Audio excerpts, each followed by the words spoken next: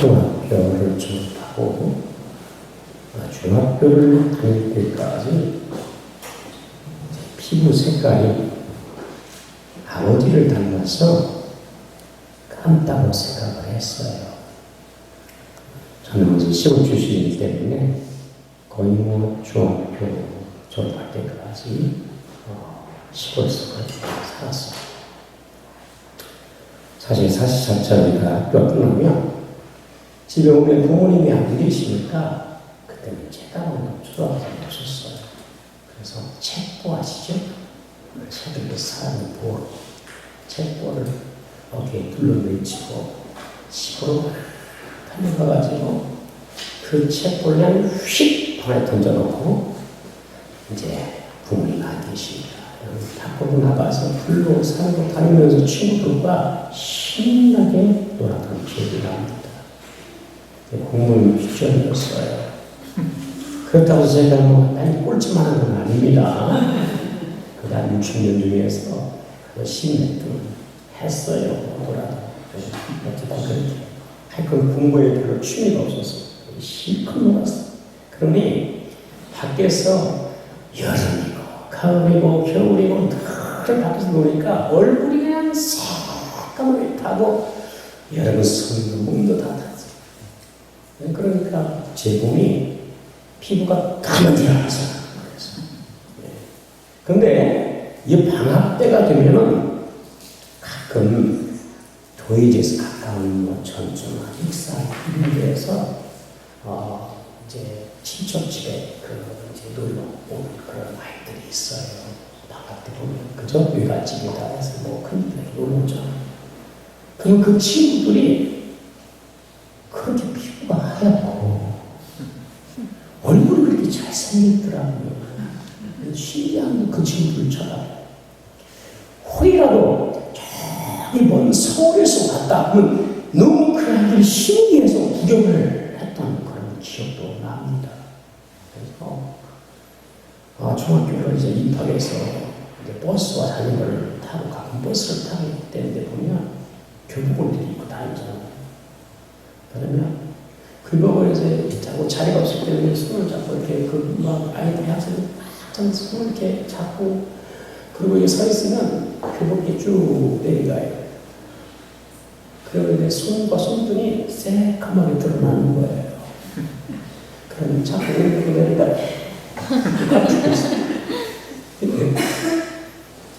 그랬던 기억이 납니다.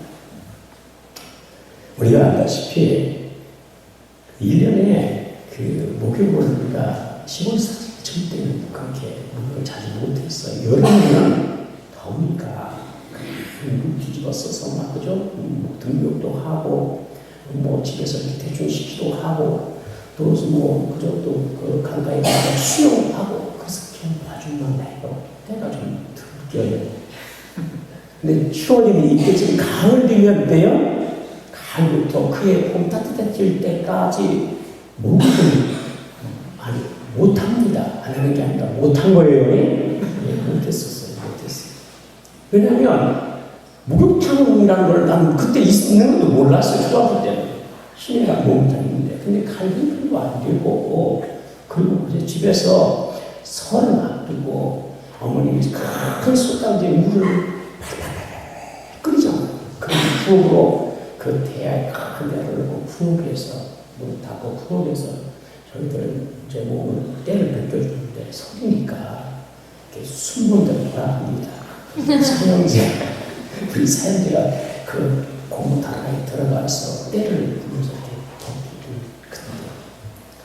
그때 말고는 제가 목욕한 기억이 별로 안 나요. 그때 기억이 납니다. 이제 문제는 뭐냐면 학교를 개학하고 이제 가면은 선생님들이 요즘은 그런 거 없겠지만 선생님들이 그때는 위생검사를 하셨어요. 그래서 배를 올려보라고 하고 손등을 책상에 내보라고 하고 이랬단 말이죠. 미리 선생님께서 말씀하셔서 내일은 위생검사를 할 거야 이렇게 말씀하십니다. 그러면 그 전날에 땡긴 손톱도 깎고 그리고 손도 팍 밀어가지고 겨울 내내 이 제대로 안 쓰러도 손이 막 밖에서 놀다 보니까 어떻게 돼요? 그렇죠. 잘하시네? 손이 새까매고 손이 틉니다. 그래서 손이 막 갈려서 피가 나고, 그래서 그냥 대충 세수는 하고, 고양이도 하고, 그러니까 늘 이렇게 안 먹어줘. 근데 그 선생님께서 그렇게 말씀하시니까 정말 막 타오르는 깊이겠어. 그래도 잘 안 먹고지, 누군가만 해가지고 잘 안 먹었어. 그래서 그렇게 해서 가서 이제 부산을 맞고 했었어요. 근데 문제는 선생님께서 가끔 예고 없이 손등을 책상에 올려놓고 위생검사를 할 때가 있다. 그때만 문제예요. 어느 날 갑자기 선생님께서 예고 없이 손등, 오늘 위생검사 할 때 손등 내밀어라. 그러면 선생님께서 손등을 내밀 때 이쪽 분담부터 쭉 들어서 이렇게 오면 가슴이 콩당. 그러면서 힘도 좋겠다. 정말 그런가요? 근데 그게 그 순간에 지워집니까? 안 되잖아. 그쵸? 그래서 막 선생님이 올까봐 내 밑에 올까봐 콩닥 주변에 멈춰. 내일 다시 하게 되면 괜찮은데 보면서 손등을 선생님께서 그죠? 차 같은 걸로 툭 찍어서 이렇게 돌아가. 얼마나 창피해. 부끄러운 거지. 그런 기억들이 나요. 그런데도 또 안 씻어. 여러분, 우리가 살면서 죄를 지면 그런 것 같아요. 우리가 죄를 지지 말아야 하는데 죄를 지면 두렵고, 죄를 지면 창피하고 부끄러워. 그렇지 않습니까? 여러분, 우리가 우리 감정이 우리가 몸에 땡겼을 때 선생님이 위생검사를 해보자 할 때 그런 두려움과 창피함과 부끄러움이 있는 것처럼 우리가 죄를 지면 그렇다는 거예요. 우리 마음속에 죄를 지는 순간 얼마나 두려움이 찾아오는지 몰라요. 사람이 만약에 여러분 죄를 짓고도 두려움이 없다면 사람이 반복적으로 계속 죄를 지을 겁니다. 아니, 더 큰 죄를 지게 되는 거예요. 여러분, 우리가 사람을 그잖아요. 죄를 지면 여러분 사람에 대한 두려움이 먼저 생깁니다. 제가 초등학교 때 이제 방학 때 할 일이 없잖아요. 방학 숙제도 막 밀리고 안 써. 나중에 막 계약하기 전에 정신이 없지만은 어쨌든 그거 친구가 노는 게 너무 재밌습니다. 재밌는데 가끔 어쨌든 제가 우리들 교인들 몇 살이 나서 얘기했지만 삼치기라고 알아요, 여러분? 알아요, 몰라요? 해본 분들이 알 거예요. 무슨 거예요. 근데 삼치기라고 해서 구슬과 동전을 가지고 애들이 남자애들이 모여서 모이기만 하면 거짓하는 거야. 저는 처음에 안 했어요. 친구들이 하니까 뭐다 구경하고 좀 하기 시작하고 삼치기. 나는 얼마나 좋은지 몰라. 그런데 그걸 아버님이 보신 거예요. 근데 아버님께서 너 그거 하면 안 돼. 그러셨어요. 그래서 예, 알겠습니다 했는데, 그런데 아버님께 그렇게 말씀을 드렸지만 그러나 뭐예요? 또 다시 그래서 제가 그냥 또 친구들 놀다 보니까 뭐 하고 싶어? 삼치기도 하고 싶죠. 했죠. 안 듣겠으면 괜찮았어. 들킬까 두려움이 있었지만 난 아버님이 길을 가시다가 제가 친구니까 정신없이 삼치기 하는 모습을 아버님이 보였어요. 아버님 휴진하면서 너 빨리 집에 돌아와. 그때부터 가슴이 붕땅 얼마나 힘들었죠. 이거 집에 향이 가야 되는데 큰일 났다는 생각이 들어서 감히 그 밤에 여러분 그 시간에 가지 못하고 밤이 들 때까지 집을 빙빙 돌아서 그렇게 했던 기억이 납니다. 사람이 죄를 지면 두려움이 생겨요. 부모님께 죄를 지면 부모님을 대하는 것이 두려운 마음이 생기고, 아내에게 죄를 지면 아내에게 여러분 두려움이 생기고, 친구에게 죄를 지면 친구를 대하는 것이 두려운 마음이 생기는 거예요. 이게 사람 마음이에요. 안 생긴다는 건 그 마음에 환히 빠지는 거예요. 두려움이 생겨요. 그런데 우리가 여러분 사회적으로 보잖아요. 우리가 사회의 법을 얻게 되면 법에 대한 두려움도 생겨요. 그래서 우리가 그 동북교를 하나 어기더라도 여러분 그 자신이 정신을 차리지 못하고 신호등을 위해서 여러분 그냥 쫙 차리면 그 앞에 경찰이 있으면 두려울까요? 안 두려울까요? 두려워요. 희한하니까 콩닥콩닥 해요. 그죠? 7만원짜리 8만원짜리 딱 찍어놓을까 봐요. 콩닥콩닥. 정신없이 휘 그냥 뒤쳐. 사람이 그렇습니다. 사회 법원하고 죄를 지어도요 두려움이 생겨요. 검사가 두렵고요, 경찰관이 두렵고요, 재판관도 두렵고요. 두려운 마음이 생기는 거. 이게 사람의 마음이에요. 사람이 죄를 지면 이와 같이 사람과 사회법에 대한 두려움이 있지만 그러나 하나님에 대한 두려움도 생기게 하나님께서 나에게 벌을 내리시면 어떡할까 이런 두려움이 찾아옵니다. 이게 양심을 가진 자들의 마음으로 생기는 거예요. 죄를 지면 그렇습니다. 그래서 우리가요 여러분들의 천둥 복임을 큰 쳐도 우리 마음에 어떤 생각이 들어요? 두려움이 있어. 왜? 내가 죄를 했는지 죄를 기대는 두려움이 생기는 거예요. 창세기 3장에 보면 하나님의 말씀을 여러분 어기고 선악과를 따먹은 아담과 하와가 나옵니다. 근데 죄를 짓고 하나님의 말씀을 부르시고 죄를 짓고 그 다음에 어떻게 하면 여호와께서 그에 대해 동산이 하나님께서 소리를 내시면서 여러분 검심을 해 아담과 하와를 들은 거예요. 우리가 찾아왔어요. 그래서 하나님이 동산 가운데 거니십니다. 그러면서 나무 사이에 몰래 죄를 숨어버렸어요. 그러면 모르겠지 않고 숨어버린 거예요. 찾아오셔 물으셨어요. 아담아 내가 어디 있느냐? 아담아 내가 어디 죽이죠? 물으셨어요. 그때 여러분 숨을 수 없었던 여러분 그 자신이 발견해버렸잖아요. 그러니까 이 아담이 내가 동산에서 하나님의 소리를 듣고 내가 없었으므로 두려워서 내가 숨었습니다. 그렇게 고백을 합니다. 사람이 죄를 지면 두려움이 왜 생길까요? 그것은 하나님께서 진노하시고 하나님 심판하시기 때문에 그것을 알기 때문에 두려움이 생기는 거예요. 죄를 지었던 아담과 하와도 우리가 아는 것처럼 성경의 창세기 3장에 보니까 뱀도 하나님께서 진노하시고 심판하시고요. 예, 아담과 하와도 하나님 진노하시고 심판하는 내용들이 담겨져 있습니다.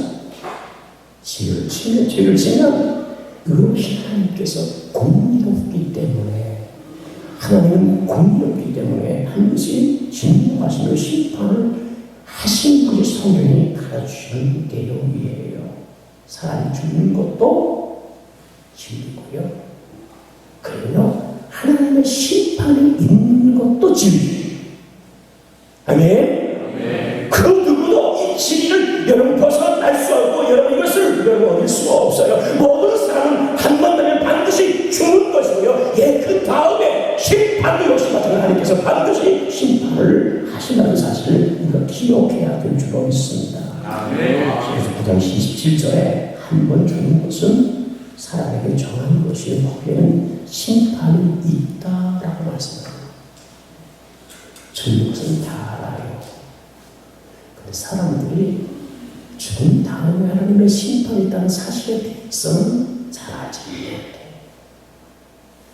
죽는 것은 그 누구도 거부할 수 없기 때문에 인류의 그걸 알기 때문에 맞다! 죽는 것은 당연한 거야. 하지만 심판은 누구심을 갖고 있어요. 여러분 성경은 분발하기를 여러분 죽는 것도 있지만 그러나 심판도 반드시라는 사실을 우리가 기억해야 돼요. 우리의 두려움이 있다는 것은 하나님의 심판이 있기 때문에 그런 마음이 생기는 거예요.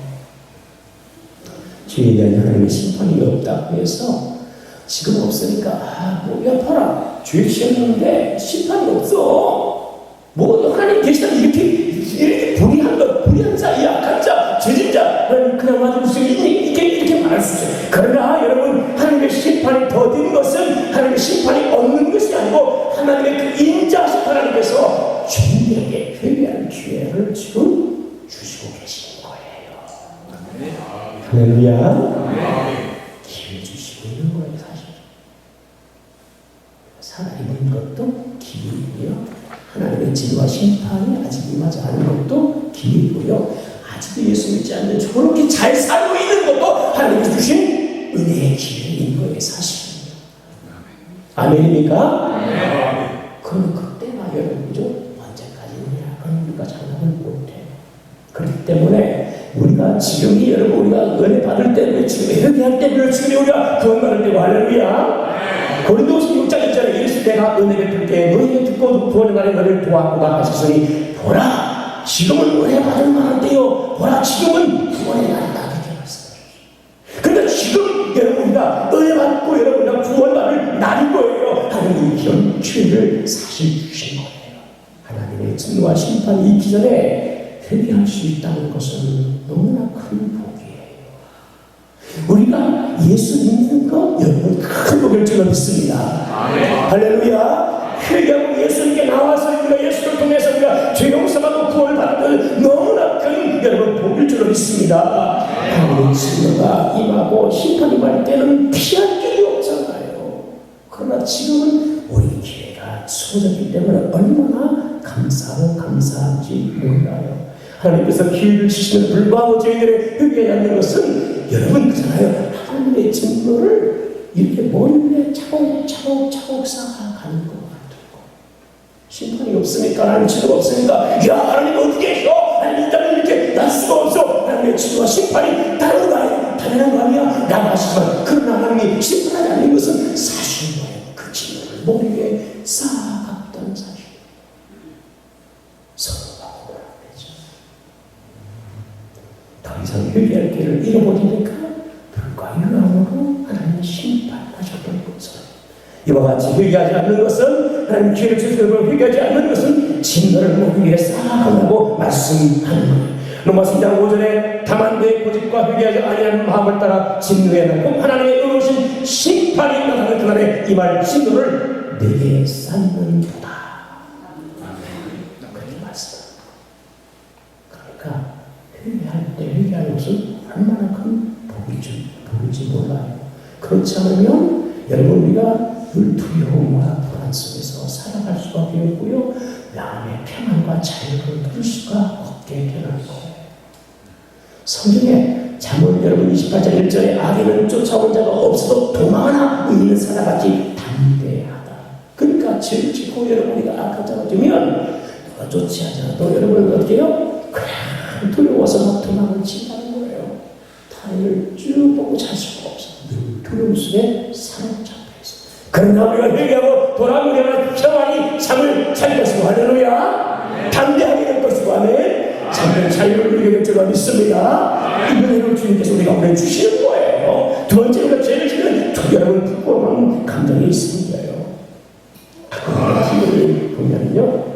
죄를 지어서 붙잡힌 사람들의 모습들을 봅니다. 그때 대부분의 많은 사람들이 부끄러우니까 모자를 뒤집어 쓰고 고개를 푹 쳐맞고 그리고 옷이나 뭐 이런 것들은 막 그냥 모습 얼굴을 가리고 이러고 가는 것을 봐요. 우리 TV에서 가끔 보잖아요. 왜? 부끄럽게 물론 하인마든 여러분들은 얼굴 뻣뻣이 드는 사람도 있겠지만 그러나 대부분의 사람들은 뭐예요? 자신의 죄가 드러나면 붓고 장대요. 그래서 얼굴을 가지고 여러분 우리가 하나님 앞에 죄를 지며 이러한 같이 부끄러움을 당하게 된다는 사실 사람과는 부끄러움을 당하고 그래서 많은 사람들이 죄를 짓고 그 죄를 숨기려 하죠. 어떤 사람도 죄를 짓고 자신의 죄를 맡으면서 나 이거 지셨어 하고 자랑하는 사람이 없어요. 왜? 부끄럽기 때문에 그런 거예요. 그래서 죄를 짓지 않는 것이 중요하죠. 부끄러움을 당하기 전에 우리가 죄를 짓지 말고 부끄러움을 당하기 전에 그 죄를 끊어 내려버리는 것이 최선의 방책이고 할렐루야. 이 그런 것입니다. 그렇지 않으면 언젠가 부끄러움을 당할 수밖에 없기 때문에 그런 거예요. 오늘 이사야서 1장 여러분 우리가 1장의 말씀을 읽었는데요. 이 내용은 무슨 얘기냐면 이스라엘 중에 하나님의 힘을 입어서 하나님의 그 백성을 마치 자식을 양육하듯이 그렇게 하나님께서 엄청난 온갖 사랑과 은혜를 베풀어 주셨음에도 불구하고 그를 잊어버린 것에 대해서 하나님의 거역한 것이 아니라 지적하는 말씀이 오늘 1장 앞부분 서두에 나와 있어요. 우리 1장 2절 한번 읽어볼까요? 1장 이사야서 1장 2절입니다. 읽으면서 우리 한번 같이 읽어볼까요? 시작. 하늘이여 들으라 땅이여 귀를 기울이라 여호와께서 말씀하시기를 내가 자식을 양육하였고 그들이 나를 거역하였도다. 그 말씀 1장 2절에 그죠? 바로 이스라엘에서 하나님께서 주시는 말씀이 하나님께서 이스라엘 민족을 너무 사랑하셔서 그동안 사랑으로 부모 같은 마음을 가지고 끝없이 하나님의 사랑을 베풀어 주셨어요. 그런데 이 이스라엘에서 우리 하나님의 놀라우신 사랑과 은혜를 거역하고 배반하고 떠났다는 거예요. 그래서 하나님께서 그 백성을 향해서 하나님께서 여러분 진노하셨어요. 사실은 깨닫게 하기 위해서 하나님께서 어떻게 하냐면요, 그 땅을 황폐하게 만들고 사고들이 불타고 그리고 이방인에게 그 땅이 파괴되어 막 삼키게 하셨어요. 우리 7절 한번 읽어볼까요? 7절. 자, 7절에서 시작. 너희의 땅을 황폐하게 너희의 성읍들은 불에 탔고 너희의 들은 너희 목전에서 이방인에게 삼켜졌으며 이방인에게 파괴같이 황폐하였고. 그렇게 됐다. 하나님께서 깨닫게 하도록 하기 위해서 그런 어려움을 주셨다. 깨닫도록 하기 위해서 하나님께서 진노하셔서 그냥 싹 쓸어버리고 멸해버리고 끝나는데, 그런데 그렇게 하지 않고 기회를 주시는 거예요. 고난을 당하게 하셨어요. 그 땅이 황폐해지고요, 성들이 파괴되고요, 그 땅이 여러분 그저 살 수 없는 땅으로 그렇게 여러분 첫판을 떠나니 만들어 이방인의 집과 피를 깨게 하셨어요. 그런데도 아직도 깨닫지를 못했어요. 우리 인생에 고난이 오는데 고난의 이유가 많이 있습니다. 그러나 그 가운데 하나가 뭐냐면 우리가 죄를 지어서 고난이 올 때까지 그때 우리가 깨닫는 것이 중요해요. 할렐루야. 네, 깨닫는 것이 중요해요. 고난에 여러 가지 이유가 있지만 그 중에 하나가 죄이기 때문에 고난. 그러나 그때 깨달으면 우리에게 은혜의 기회가 될 수 있고 회복할 수 있는 기회가 있는 거예요. 그런데 미련하게 이스라엘에서 이걸 깨닫지 못했어요. 그래서 하나님께서 여러분요, 그들이 무엇을 잘못했고 하나님께서 그들 가운데 무슨 죄가 이것을 지적하시며 말씀하는 게 바로 이사야서 앞서에 있는 내용이 된 거예요. 그러면서 하나님께서 그들의 죄를 지적하시고 하나님께서 하나님께서 무엇을 갖추는 무엇이냐를 가르쳐주면서 회개를 촉구하고 회복하면서 기회를 하나님이 주셔요. 미련해서 모르니까 이스라엘 너희들 이런 고난 왜 오지 않니? 너희들 이런 시간이 있는 거야. 하나님께서 말씀하셨어요. 그리고 그들에게 하나님이 완전히 심판에서 끝나게 하시려고 하는 것이 아니라 하나님이 다시 기회를 주시고 할렐루야. 기회를 하나님 주시고요, 회복의 은혜를 하나님께서 그 가운데 약속하시는 게 오늘 본문의 내용이에요. 자, 18절, 1장 우리 18절 같이 한번 읽어볼까요? 시작. 여호와께서 말씀하시되 오라 우리가 서로 결론하자. 너희 죄가 시롱같이 따라 은가같이 키워질 것이요 시롱같이 붉을지라도 양털같이 지라. 할렐루야. 범죄한 이스라엘 백성들에게 하나님께서 오셔서 이스라엘에서 말씀하셔서 오라 하셨어요. 지금 이스라엘의 상태는 어떤 상태입니까? 하나님께서 열방 가운데 이스라엘 민족을 위해 그 작은 민족을 선택하셔서 하나님의 백성을 삼아주시고 애굽에서 구원하시고요, 그리고 가나안 땅을 하나님께서 선포했는데 그 가나안 땅을 선물로 주시고요, 그 이방 백성들을 지켜주시고 보호하시고요, 이런 귀한 일을 통해서 하나님께서 말하시는 하나님의 복을 그들에게 주셨어요. 조건 없이 주신 거예요. 네, 하나님의 은혜를 저버리고요, 하나님의 말씀에 부수적으로 떠났어요. 그런 이스라엘 백성들 가운데 하나님께서 그 죄에 대해서 말씀하시면서 오라라고 하시는 거예요. 오라 이렇게 말씀하셨어요. 하나님께서 이스라엘 민족을 심판하기 위해서 너희 와서 여기서 나에게 심판을 받아라 그렇게 말씀하자면 오라 하면서 우리 서로 변론하자. 여러분 일반적으로 죄를 지면요, 죄를 지을 때 사람에게 죄를 지었던 법정에 죄를 어디서 죄를 지었든 간에 사람에게 죄를 지은 거예요. 그래 한 번 더 해봐 이러면 돼 안 돼요? 예? 안 되잖아요. 그래 안 그래요? 부모님께 죄를 짓고 부모님 말씀에 불쏘 죄를 짓고 아버님 해볼 때 해보세요. 이러면 돼 안 돼요? 어떻게 해야 돼요? 용서해야지. 한 번만 용서해야지. 잘못했어요. 이렇게 해야 되잖아요. 그쵸? 우리가 여러분 사회법을 어겼어요. 여러분 우리가 재판장에서 여러분 가서 판사 됐지. 여러분 재판 아세요? 돼 안 돼요? 돼 안 돼요? 안 되잖아요. 어떻게 해야 돼요? 한 번만 성찰해주세요. 그래 안 돼요? 그렇게 해야죠. 죄를 짓는 그렇게 해야 됩니다. 죄인이 먼저, 죄진 사람이 먼저, 그죠? 그렇게 해야 돼요. 수혜 자리에, 그죠? 용서에다가, 설치에다가 이렇게 해야 돼요. 이스라엘은 지금 그렇게 하지 않았어. 여전히 죄가 안 되는 거예요. 그럼 하나님께서 어떻게 했다고요? 오라! 아직도 깨닫지 못한 거라 너희는 이스라엘 사람에서 오라! 하나님이 이렇게 오라! 초청하지 은혜의 자리로 오라는 거예요. 그리고 서로 변론해보자. 이 변호사는 시비를 따져서 네 죄가 이거 있고 하나님께서 지금 재판을 위해서 그렇게 하신 것이 아니라 내가 너희들을 용서해 줄 수 있는지 없는지 한번 볼까? 내가 용서해 줄 테니까 한번 와봐. 이런 요청인 거예요. 이런 초청인 거예요. 변론하자.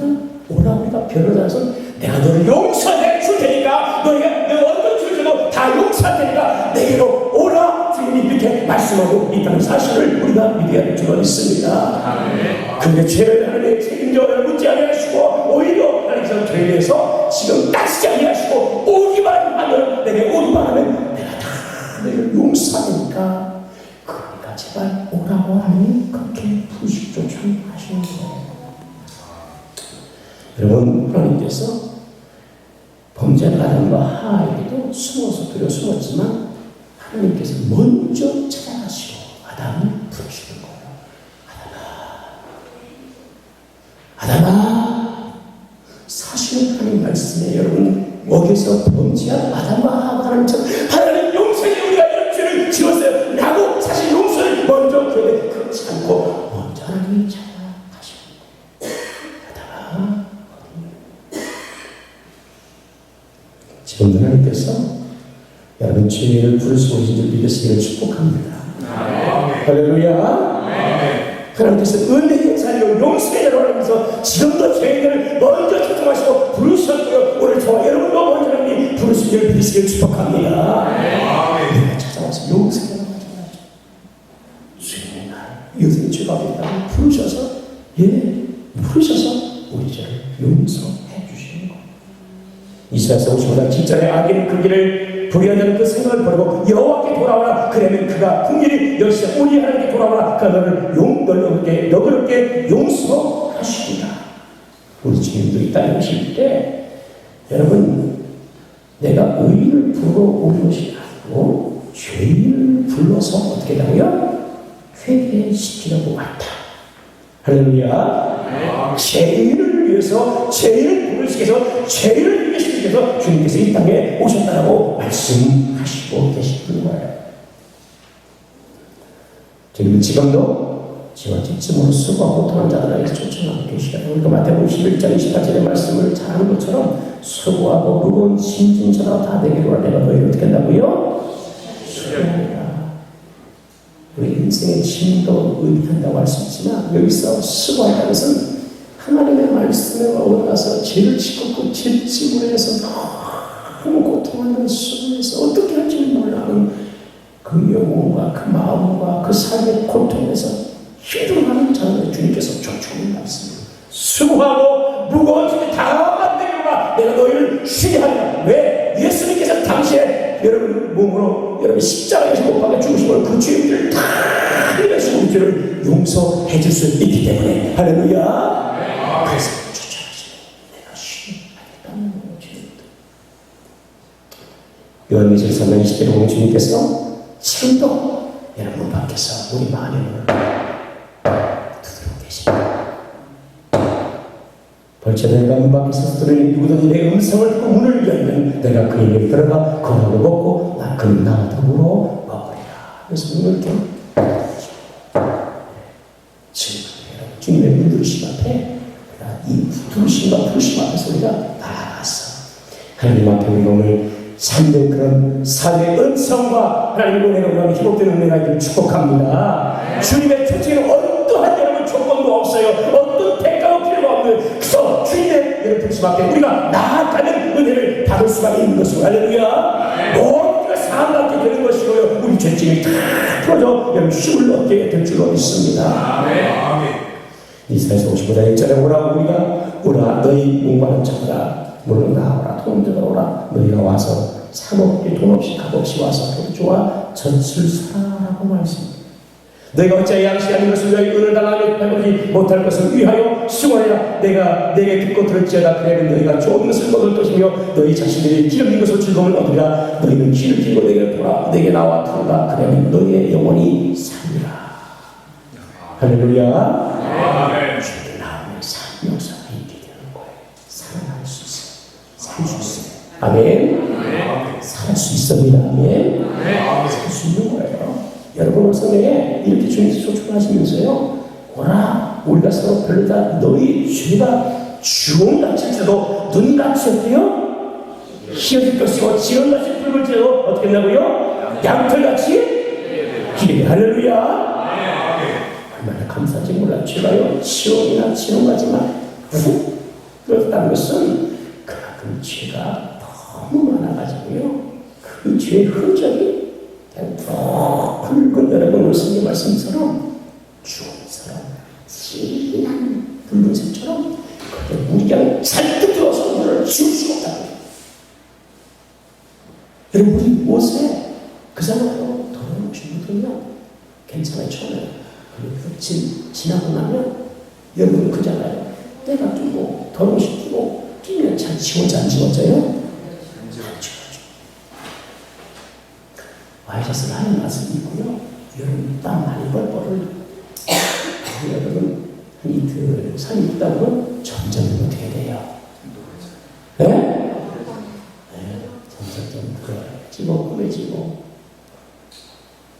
일주일을 입을 필요 없지만 일주일만 입으면 더 새까맣죠. 빨아서 또 다음에 또 입어보니까 여러분 또 끼고 그래서 여러분 한 3개월 6개월 지나다 1년 되면 여기가 지워도 뭐요? 흔적이 남아있어요? 남아있더라고요. 사람들이 그거 좀 깨끗하게 좀 해봐. 안 돼. 저기 세제로 아무리 닦아도 그리고 또 뭡니까 요즘 뭡니까 그 가루 응? 그런 막 부에도 뿌리고 내가 심지어 사모님 거기다 낚시 좀 들여봐. 이리 갔다니까요. 이 세컨이 그리고 염색을 하고 나면 다른 그 머리를 예쁜 게 많이 감았는데도 불구하고 그 염색에 물기가 좀 묻더라고요 이게. 그 다음에 바로 입으면 아샤스를 머리를 서로 막 계속 엄청 막 닦았는데 그래도 또 땀이 막 흐르고 그 염색기가 흐르는가 봐요. 그래서 그 염색이 묻어요.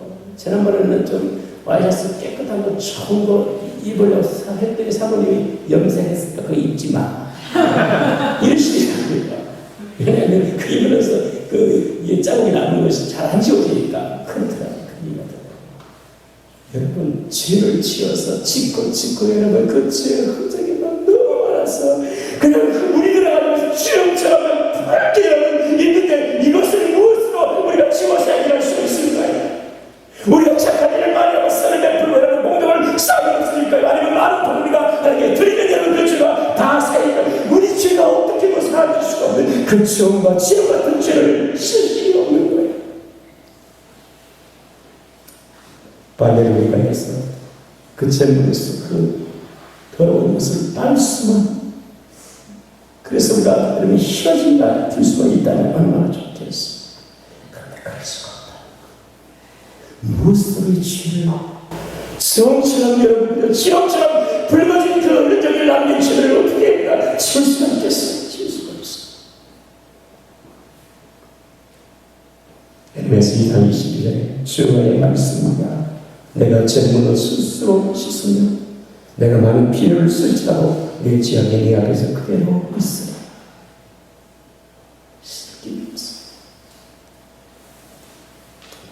사람은 어떤 것을 죄악의 문제를 해결할 수가 없습니다. 그래서 하나님께서 뭐라고 하시는 거예요? 죄인은 이스라엘아 와라. 괜찮다. 너 죄의 힘이 크고서 네가 고난과 그 모습 다 안다. 하지만 그래도 믿지 않다. 주님이 부르시고 계십니다. 내가 너희를 용서할 테니 나에게서 와서 내가 용서하는지 아닌지 너희들이 한번 따져볼래? 와서 내게 먼저 오라고 주님이 그렇게 부르시고 계십니다. 그래서 여러분 이사야서 1장 18절을 말씀처럼 여호와께서 말씀하신 오라 우리가 서로 편하자. 너희 죄가 추억 같을지라도 눈같이 여질 것이요 지렁같이 붉을때 양털같이 희게 되라고 주님께서 그렇게 말씀하고 계시는 것입니다. 여러분 주님께 나오면 어떤 죄도 용서받지 못할 죄가 없고 할렐루야.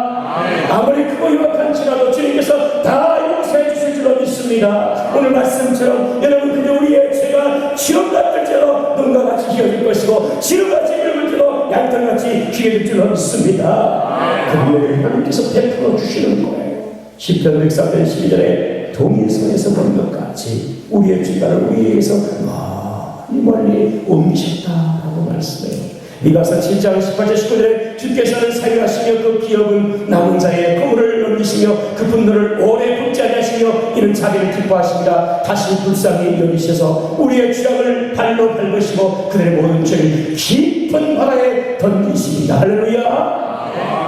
이렇게 하는 그 죄를 그냥 깊고 깊은 보이지 않는 깊은 바다 속에 던진 같이 주님께서 그 죄를 크게 던져봐요.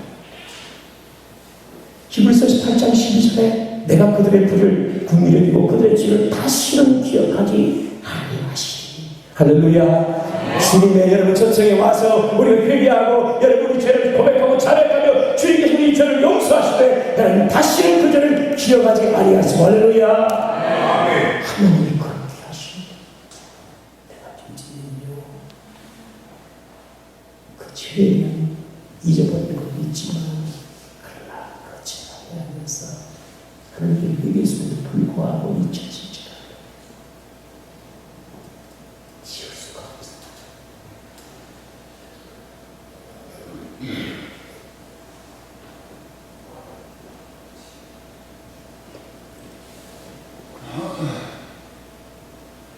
다른 내가 죄지 지워질 수가 없어요.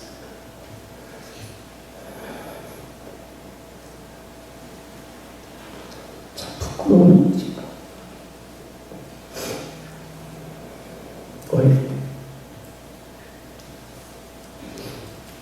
우리 무슨 용돈이라는 게 우리 초등학교 이런 다닐 때는 없었잖아. 중학교 다닐 때도 없어. 초등학교 때 친구들과 놀다 보니까 용돈이 필요하고 근데 없잖아.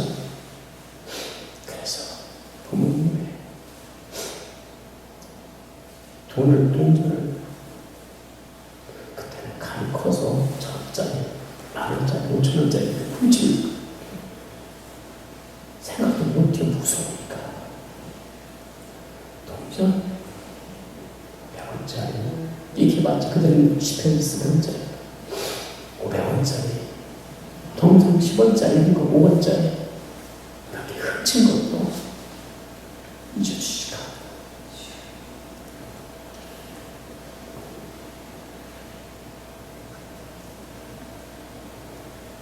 여러분 죄짐을 잊어줍니까? 잊어줍니까? 잊었습니까? 잊어주시까?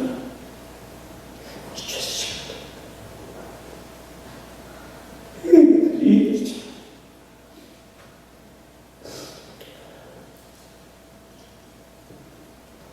그럼 하나님이 우리를 부르셔서 원하시고 그리하면 다시는 기억하지도 아니하신다. 하나님이 하셨습니다. 나는 기억하는데 하나님은 기억하지 않기 때문에 얼마나 감사하고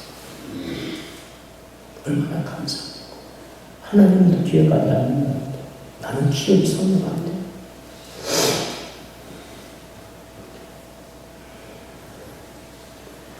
그렇기 때문에 우리가 소망이 있어. 할렐루야. 그러니까 소망이 있어. 하나님이 기억하지 않으니까 소망이 있어. 하나님이 그걸 다 기억하고 있다면 내가 죄 지을 때마다 하나님 다 기억하고 있고 어떻게 하면 쓸 수가 없잖아. 근데 나는 기억을 하나님은 용서해 주셔서 기억을 안 한다고 하시면 얼마나 감사해. 여러분 성경에 보니까 요한일서 1장 9절에 만일 우리가 죄를 자백하면 그는 미쁘시고 도사 우리 죄를 사하시며 우리를 모든 불의에서 깨끗하게 하실 것이고 할렐루야. 우리를 깨끗하게 하신다. 오늘 성경에도 너희가 그 죄가 진에서 주홍처럼 그리고 진홍처럼 붉을지라도 눈처럼 양털처럼 그때 시원하게 깨끗하게 아무 흠도 없는 것처럼 그렇게 하나님께서 우리 죄를 용서하신다고 오늘 말씀하고 있다는 사실입니다. 여러분 그 은혜를 받고 누릴 줄 믿으시길 바랍니다. 그렇기 때문에 우리가 소망이 있고요. 하나님께 나오면 우리가 소망이 있을 있고요. 그리고 우리가 이와 같은 자가 하나님 나라에 여러분 들어가게 될 줄 믿습니다. 죄 있는 자는 하나님 나라에 들어갈 수가 없죠. 하나님이 거룩하신 분인데 우리가 거룩함이 회복되지 않고 어떻게 하나님 나라에 들어갈 수 있겠습니까? 오늘 저와 여러분들이 주 앞에 부르심 앞에 응답하고 나와서 회개하고 예수 그리스도를 구주로 믿음으로 우리 모든 죄가 용서받고 눈과 같이 씌워져 하나님 나라의 기업으로 올 수 있는 그런 은혜가 있기를 축복합니다. 에베소 1장 7절에 우리가 그리스도 안에서 그의 은혜의 풍성함을 받아 그 피로 말미암아 구속 곧 죄사함을 받았느냐고 분명히 말한 것처럼 우리가 주의 부르심 앞에 나오면 예수의 피로 우리 죄는 다 사함받고 할렐루야. 죄가 깨끗하게 될 줄로 믿습니다. 힘을 드는 은혜가 우리가 얻게 될 줄로 믿습니다. 그러면 확실하게 약속하셨기 때문에 주의 부르심 앞에 나와서 회개한 자는 모든 죄가 사함받고 깨끗하게 될 줄로 믿고 우리가 여러분 그 죄짐에서 자유로운 은혜가 있기를 축복합니다. 그 은혜를 우리가 누리게 되는 거예요. 여러분 우리가 예수를 믿고도요 신앙생활하면서 죄를 지지 말아야 하지만 우리가 감과 미련함 때문에서 때로는 우리가 불순종하고 또 불가는 불신앙으로 죄를 지을 때가 얼마나 많은지 몰라요. 그렇다고 우리가 우리 죄인으로 인해서 그래 너는 연약하니까 그러니까 너는 그 죄를 대 이게 당연한 것이 아니에요. 우리가 여전히 죄는 죄일 뿐이에요. 그렇기 때문에 우리가 죄를 안 짓지 않도록 우리가 예수 믿고 우리가 죄를 짓지 않도록 여러분 자신을 쳐서 복종하고 절제하고 순종하는 저와 여러분께 될 줄 믿습니다. 말씀에 우리가 순종해서 노력을 해야 됩니다. 수고를 아끼지 않아야 되는 거예요. 연락하니까 당연히 죄인 거야. 그럴 수가 없어요. 그런데도 불구하고 우리가 죄를 지면 어떻게든지 그죠? 죄를 회개하고 죄를 지치지 않도록 해야 되는 거예요. 목욕한 자가 여러분 그저 성가발만 씻는 것처럼 우리가 예수 믿고 우리가 죄를 용서받았지만 그 마음을 살려서 짓는 죄는 성가발을 씻는 것처럼 우리가 회개하고 죄를 용서를 구하고 우리가 여러분 우리 하나님의 사용을 얻는 그런 은혜가 있어야 될 줄 믿습니다. 예수를 믿고 죄 가운데 여러분과 죄와 싸우는데 얼마나 힘든지 몰라요. 그게 만만치 않아요. 이긴다는 죄와 싸우고 이긴다는 것은 넉넉한 것이 아니에요. 목숨을 걸고 전쟁을 치지 그때 죄와 싸워야 되는 거예요. 아멘. 예수 믿고 죄 용서받은 우리는요 하나님 나라에 대한 소망과 기업을 가진 우리는요 죄와 합격되면 싸우되 마치 여러분 목숨을 걸고 전쟁을 하듯이 그와 같이 죄와 싸워야 되는 거예요. 그의 죄를 이길 수가 있는 거예요. 전쟁하는 자가 목숨 걸고 싸우지 않으면 어떻게 그 전쟁에서 이길 수가 있겠어요? 절대 이길 수가 없어요. 그런 것처럼 우리가 죄 하나하나를 짓지 않고 여러분 우리가 싸워서 이긴다는 것은 이렇게 힘들고 어려운 거예요. 오늘 사랑하는 저와 여러분들이 성도 여러분들이 죄와 이렇게 싸우는 그런 날들을 축복합니다. 쉽게 이기면 얼마나 좋겠어요. 그죠? 쉽게 하면 좋겠어요. 그러나 얼마나 어려운지 몰라요. 그 죄를 끌어내고 그 죄를 우리가 이기기 위해서는 정말 수고가 필요한 거예요. 성경에 보니까 사도 바울도요 예수 믿기 전에 죄 짓지 않으려고 율법을 지키려고 애를 썼어요. 최선을 다해서. 그런데 그 율법이 자신을 자유케 한다는 것은 자신을 할 수 없다는 것을 알았어요. 예수 믿고도요, 부활의 예수를 만나고도요, 그가 하나님의 불신을 이방인의 성에서 생명을 바쳐요, 헌신하고 순종했지만 여전히 자신 안에 있는 죄의 성품과 여러분들요, 이 끝난 속상한 말에 끊임없이 갈등하고 싸우는 것을 자신이 이기면서 그 연약한 죄 때문에 마음으로 범죄하고 더 몸으로 죄 짓는 것을 기록하면서 그 괴로움을 호소하는 내용이 로마서 7장에 잘 나와 있어요. 자신의 약함과 불함을 탄식하면서 이렇게 얘기합니다. 그러므로 내가 한 법을 깨달으니 곧 선을 행하기는 원하는 나에게 악이 함께 있는 것이다. 내 속으로는 하나님의 법을 즐거워하되 내 지체 속에는 다른 한 법이 내 마음 내 법과 싸워 내 지체 속에 있는 죄의 법으로 나를 사잡는 것을 보는다. 오라 나는 공부한 사람이로다. 이 사망의 몸에서 누가 나를 건져내랴. 이렇게 탄식을 하고 있어요. 바울도 괴로운 거예요. 주를 위해서 생명을 바쳐 후신했던 바울도 자신 안에서 이렇게 끝없이 올라온 이 죄의 성품과 자신 안에서 있는 이런 죄의 문제 때문에 너무 고통하면서 나는 공고한 사람이다. 공감. 너무 힘들다. 그러니 그 죄를 이기기 위해서는 우리가 죄와 여러분 생명을 가져 싸워야 될 줄로 믿습니다.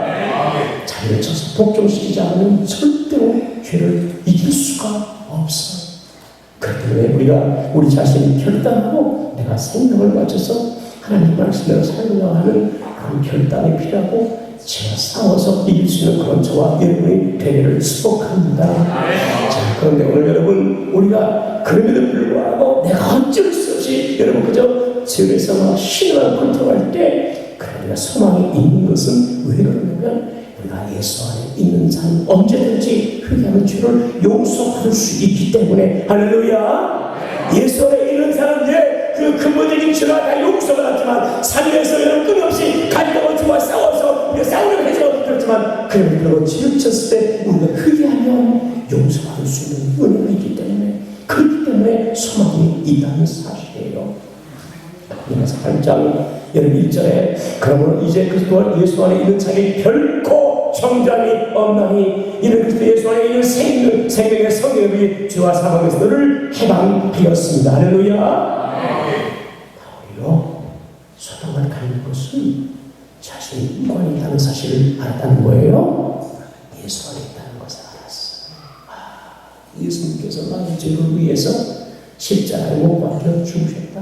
내 모든 죄가 그 안에서 다 용서받고 회개하면 다 용서받을 수 있고 그리고 내가 하나님 나라를 키우고 얻을 자가 되니까 나에겐 소망이다. 그러면서 누구도 나를 정죄할 수가 없다. 왜? 회개하면 하나님께서 우리 죄를 다 용서하시고 할렐루야. 성죄를 받지 않고 할렐루야. 생명의 법이 나를 상해서 우리의 영생을 얻고 돈을 받고 하나님 나라를 기쁨으로 얻을 수 있기 때문에 소망이 있다고 고백하는 거예요. 여러분 우리가 예수의 피로 우리가 회개하고 우리가 정답을 받았어요. 신앙생활을 하면서 내가 신앙생활을 잘하고 있기 때문에 내가 봉사를 열심히 했기 때문에 내가 헌금을 많이 했기 때문에 내가 전도를 열심히 하고 기도를 많이 했기 때문에 죄가 용서받아 천국 가는 게 아니에요. 예수 믿고 그 안에서 살면서도 여전히 죄를 짓고 있는 나의 모습. 하지만 여러분과 주님께 나와서 회개하면 정죄를 받지 않고 할렐루야. 정죄를 받지 않고 오늘 여러분 주님같이 불고 여러분 그저 주님처럼 진할지라도 주께서 우리를 놓지 않게 하실 것이고 할렐루야. 그렇게 하기 때문에 그래서 우리가 하나님 나라 갈 수가 있게 되는 거예요. 이런 은혜를 아는 사람은 그렇대로 그래서 자랑할 것이 아무것도 없어요. 오직 예수의 피밖에 없네. 오직 예수의 피밖에 없네. 그렇게 고백이다.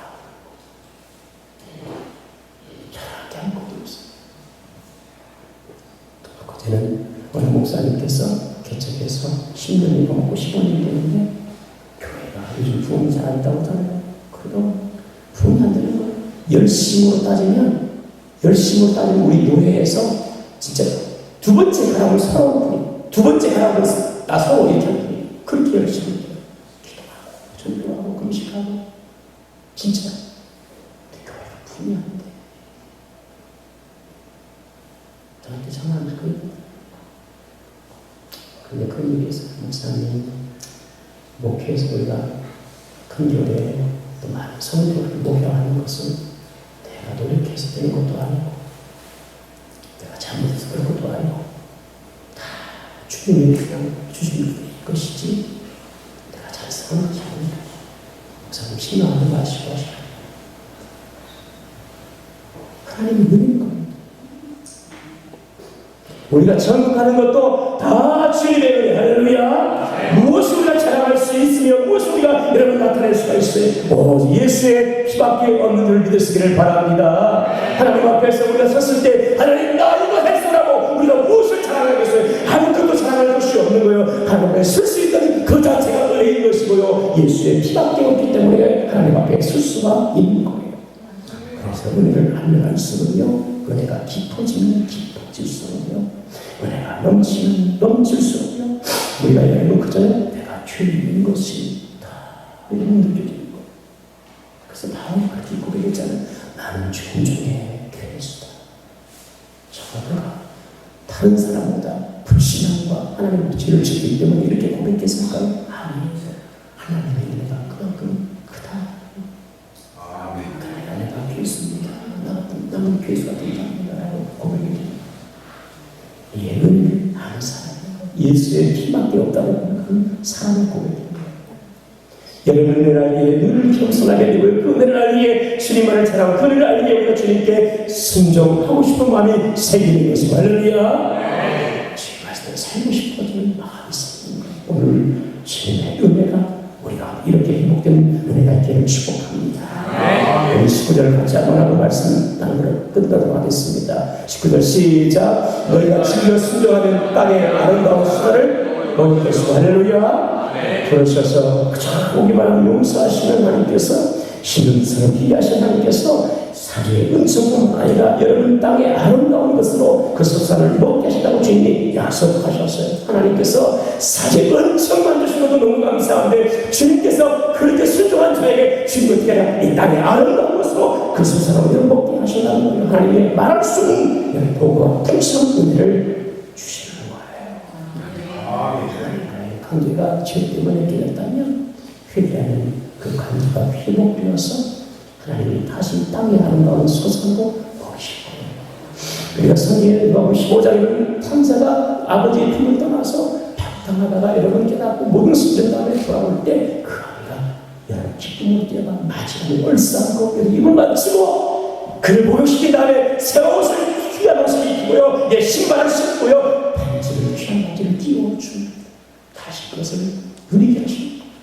하나님께서 오늘 이스라엘 백성들이 돌아오면 이렇게 땅의 아름다운 복을 다시 함께 땅의 아름다운 것으로 회복시킨다고 약속하시고 오늘도 우리가 주께 돌아오고 회개하면 주님께서 하나님의 관계가 회복되면서 나오는 이런 복을 허락해 주실 줄 믿습니다. 하늘씩 볼까요? 땅의 완전 아름다운 것들로 우리 삶에서 하나님께서 공급하시고요 주시고요 누리게 하십니다. 오늘 그런 은혜의 역사 우리 모든 성도에게 있기를 축복합니다.